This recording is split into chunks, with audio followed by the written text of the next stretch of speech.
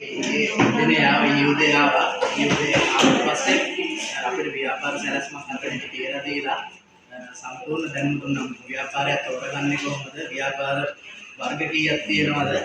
ඊට පස්සේ කළමනාකරණය ගැන සාමාන්‍ය ව්‍යාපාරයක් ගැන සැලකිය යුතු ඉහළ දැනුමක් අපිට ලබා දුන්නා. ඉතින් දැන් අපි දන්නවා ව්‍යාපාර සැලැස්මක් හදන්නේ කොහොමද කියලා. අපිට අලුතින් තව ව්‍යාපාර අපිට අදහස් ආවත් අපිට මේ සැලැස්මට දාලා එතනින් එහාට මේ ව්‍යාපාරය ඇත්තටම සාර්ථක වෙන එකක්ද සාර්ථක නැති එකක්ද කියලා අපිට බලා ගන්න පුළුවන්.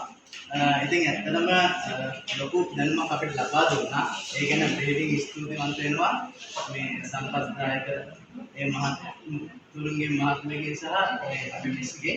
ඉතින් වර්මිසල් ලංකා ආයතනයේට